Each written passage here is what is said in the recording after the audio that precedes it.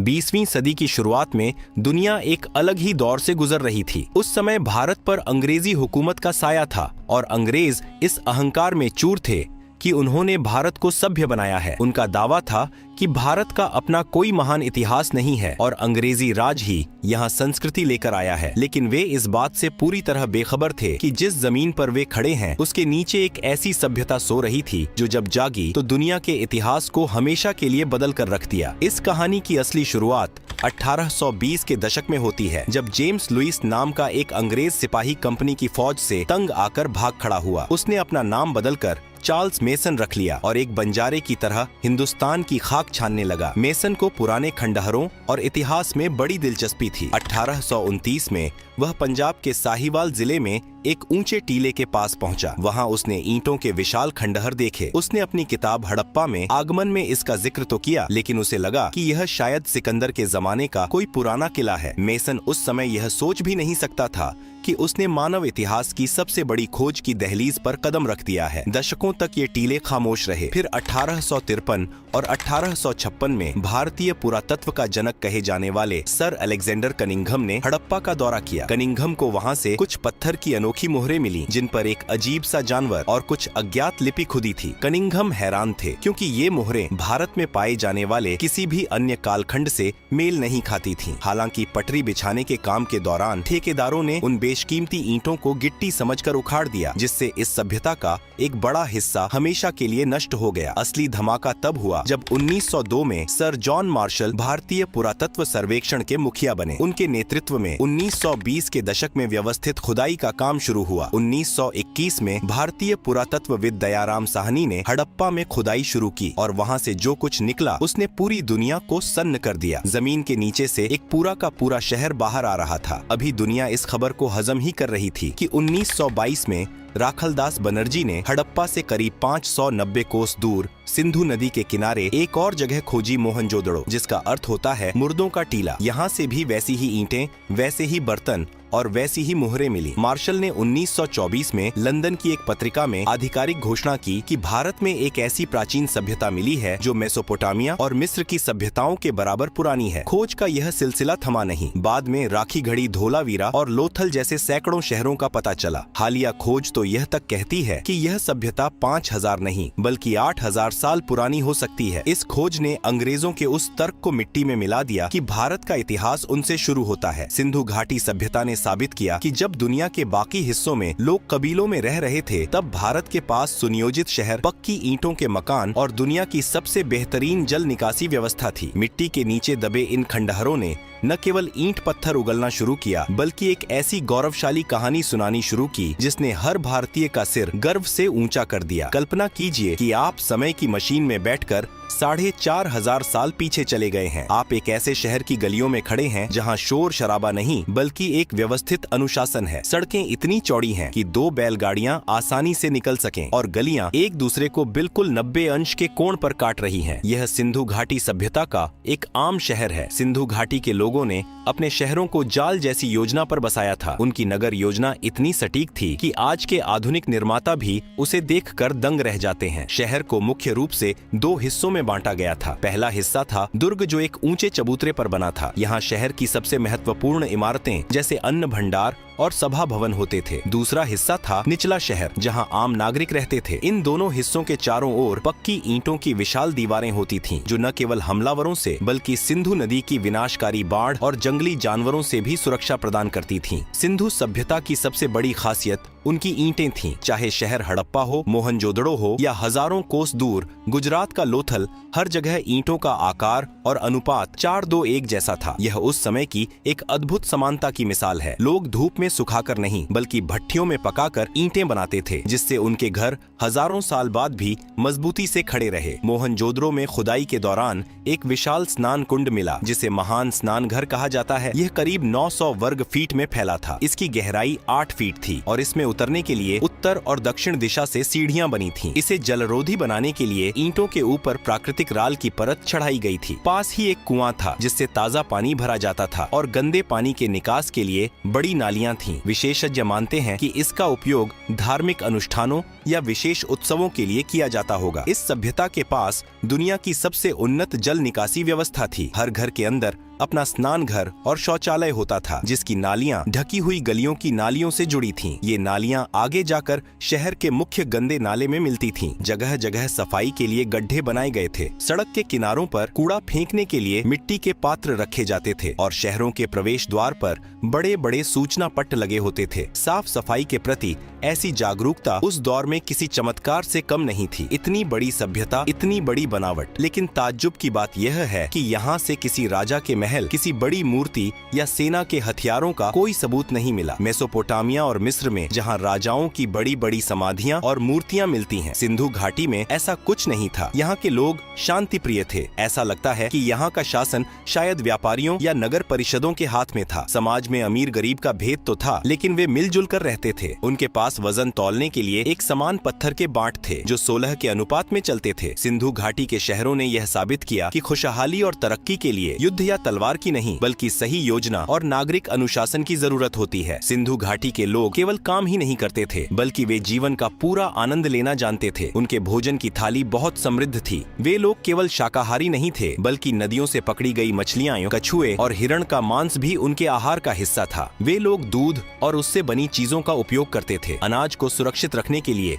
उनके पास विशाल कोठार थे, जहां वे संकट के समय के लिए गेहूं और जौ बचाकर रखते थे। उनकी रसोई में पत्थर के ओखली और मूसल पाए गए हैं, जो बताते हैं कि वे मसालों को कूटकर उनका स्वाद लेना जानते थे। मनोरंजन के मामले में भी वे बहुत आगे थे। खुदाई में मिट्टी के पासे मिले हैं जो बताते हैं कि वे लोग जुआ या शतरंज जैसा कोई खेल खेलते थे। बच्चों के खिलौने तो इतने आधुनिक थे कि आज के प्लास्टिक के खिलौने भी उनके सामने फीके लगते हैं। पहियों वाली मिट्टी की गाड़ियां, सिर हिलाने वाले बैल और सीटी बजने वाले पक्षी उनके खिलौना उद्योग की कुशलता दर्शाते हैं। वे लोग संगीत और नृत्य के भी प्रेमी थे। कांसे की बनी नर्तकी की मूर्त ने यह साबित किया कि उस समय नृत्य एक विकसित कला थी। उनके पास तांबे के बने दर्पण थे जिनमें वे सजते संवरते थे। महिलाएं आंखों में काजल और होठों पर रंग लगाती थीं। वे लोग हाथी दांत की कंघियां इस्तेमाल करते थे और उनके बालों को बांधने के तरीके बहुत जटिल और सुंदर थे। उनकी शिल्पकारी केवल बड़े शहरों तक सीमित नहीं थी। चन्हुदड़ो जैसे छोटे शहर में माला के दाने बनाने के बड़े कारखाने मिले हैं, जहां कीमती पत्थरों को तराशकर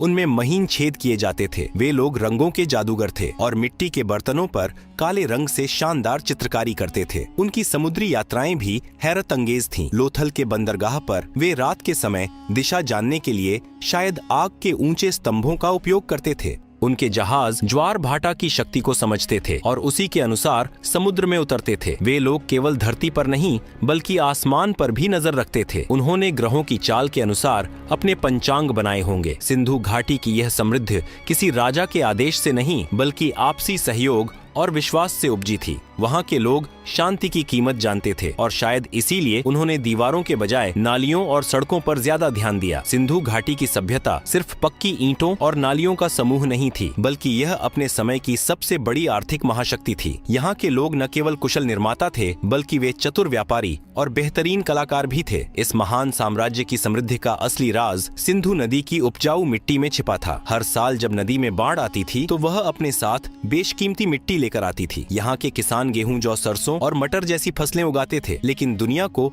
इस सभ्यता की सबसे बड़ी देन थी कपास। सिंधु घाटी के लोग दुनिया के पहले ऐसे लोग थे जिन्होंने कपास की खेती करना और उससे कपड़ा बुनना सीखा। उन्होंने सिंचाई के लिए नहरों और जलाशयों का ऐसा जाल बनाया था कि अकाल का डर लगभग खत्म हो गया था। प्राचीन मेसोपोटामिया के शिलालेखों में एक रहस्यमयी देश मेलुहा का जिक्र मिलता है। इतिहासकार मानते हैं कि यह मेलुहा कोई और नहीं बल्कि सिंधु घाटी सभ्यता ही थी। कल्पना कीजिए, आज से 4,500 साल पहले सिंधु घाटी की नावें अरब सागर की लहरों को चीरती हुई मेसोपोटामिया के तटों तक पहुंचती थीं। गुजरात का लोथल दुनिया का पहला मानव निर्मित गोदीबाड़ा था। यहाँ से हाथी दांत की बनी चीजें, कीमती पत्थर, तांबा और बेशकीमती लकड़ियां भेजी जाती थीं। बदले में भारत में सोना, चांदी और ऊन आता था। व्यापार को सुचारू बनाने के लिए उन्होंने बाट और माप की एक ऐसी प्रणाली विकसित की थी जो पूरे साम्राज्य में एक जैसी थी। उनके पत्थर के बाट बहुत सटीक थे। खुदाई में मिली हजारों मोहरें इस सभ्यता की व्यापारिक समझ का सबसे बड़ा प्रमाण है। ये मोहरें पहचान का काम करती थीं। जब सामान की बोरियां भेजी जाती थीं, तो उनके ऊपर गीली मिट्टी लगाकर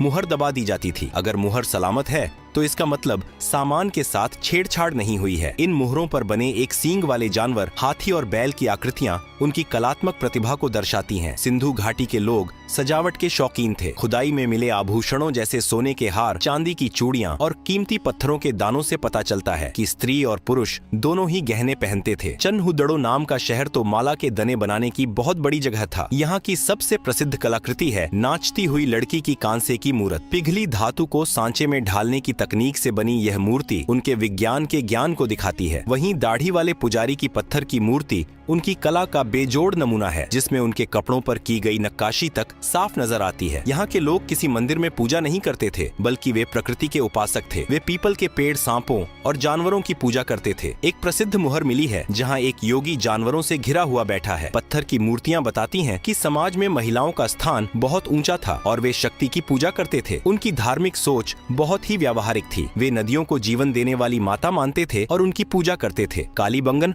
और लोथल जैसे स्थानों पर मिली हवन कुंडों की कतारें बताती हैं कि वे लोग अग्नि की पवित्रता में भी विश्वास रखते थे। उनके पास तावीज और गंडे भी मिले हैं, जो इशारा करते हैं कि वे बुरी शक्तियों से बचने के लिए कुछ टोने टोटके भी जानते थे। उनकी जीवन शैली इतनी संतुलित थी कि हर व्यक्ति के पास रहने के लिए सम्मानजनक स्थान था। श्रमिक आवासों की कतारें बताती हैं कि मजदूरों के कल्याण का भी ध्यान रखा जाता था। उनकी नगर व्यवस्था में कहीं भी कचरा बिखरा हुआ नहीं मिला, जो यह साबित करता है कि वे लोग स्वच्छता को ईश्वर के करीब मानते थे। यह सभ्यता केवल ईंटों का ढेर नहीं थी, बल्कि एक ऐसी सोच थी जो समय से बहुत आगे थी। आज के महानगरों को भी सिंधु घाटी के उन प्राचीन शहरों से बहुत कुछ सीखने की जरूरत है, जहां प्रकृति और प्रगति दोनों एक साथ चलते थे। सिंधु घाटी की संस्कृति ने यह सिखाया कि कैसे व्यापार और कला के दम पर एक शांतिपूर्ण और समृद्ध समाज खड़ा किया जा सकता है। लेकिन फिर कुछ ऐसा हुआ जिसने इस हंसती खेलती सभ्यता को खामोश कर दिया। इतिहास के पन्नों में सिंधु घाटी सभ्यता एक ऐसी अनसुलझी पहेली की तरह है जिसका अंतिम पाठ आज भी अधूरा है। हमने उनके शानदार शहरों को देखा, उनके व्यापारिक कौशल को समझा, लेकिन एक चीज ऐसी है जो पिछले 100 सालों से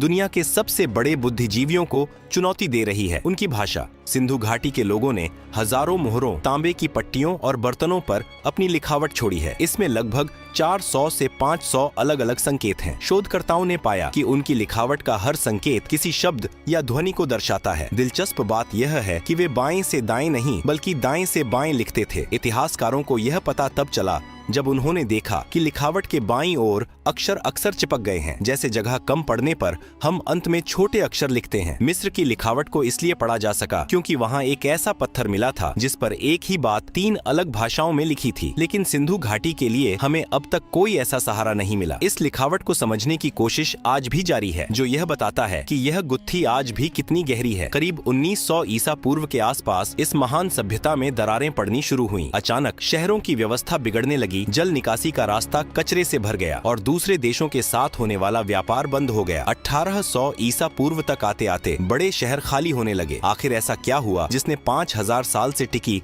इस सभ्यता को खत्म कर दिया? इसके पीछे कई बातें कही जाती हैं। पहली यह कि सिंधु नदी ने अपना रास्ता बदल लिया, या फिर वह महान सरस्वती नदी सूख गई जिसके किनारे सबसे ज्यादा बस्तियां बसी थीं। पानी खत्म हुआ तो खेती चौपट हो गई और लोग पलायन करने पर मजबूर हो गए। दूसरी बात यह है कि मोहनजोदड़ो कम से कम 9 बार बाढ़ में डूबा और फिर से बसाया गया। शायद बार बार आने वाली बाढ़ और भीषण भूकंपों ने उनकी हिम्मत तोड़ दी। तीसरी बात यह है कि मौसम के बदलने से बारिश कम हो गई। ईंटें पकाने के लिए जंगलों की अंधाधुंध कटाई ने वातावरण को और बिगाड़ दिया, जिससे अकाल पड़ गया। चौथी बात यह कि कुछ कंकालों की जांच में बीमारियों के लक्षण मिले हैं। मुमकिन है कि किसी बेकाबू बीमारी ने पूरी आबादी को खत्म कर दिया हो। एक बात यह भी कही गई कि बाहर से आए लोगों ने हमला किया होगा, लेकिन इसका कोई ठोस सबूत नहीं मिला है। भले ही सिंधु घाटी के शहर मलबे में बदल गए, लेकिन उनकी आत्मा आज भी भारतीय संस्कृति में जीवित है। वे लोग गंगा के मैदानों की ओर बढ़ गए और अपने साथ अपनी तकनीक और परंपराएं ले गए। आज भी गांव देहात में जिस तरह की चूड़ियां पहनी जाती हैं, जिस तरह बैलगाड़ियां बनाई जाती हैं और जिस तरह योग व प्रकृति की पूजा की जड़ें मिलती हैं, वह सब हमें उसी महान सभ्यता से मिला है। सिंधु घाटी सभ्यता ने दुनिया को सिखाया कि कैसे इंसान प्रकृति के साथ तालमेल बिठाकर एक आदर्श समाज बना सकता है। उनके शहर भले ही मौन हो गए हों, लेकिन उनकी ईंटें आज भी कहती हैं कि हम दुनिया की सबसे पहली सभ्य संतानें थे। आज जब हम आधुनिक ड्रेनेज और अर्बन प्लानिंग की बात करते हैं, तो हमें याद रखना चाहिए कि हमारे पूर्वजों ने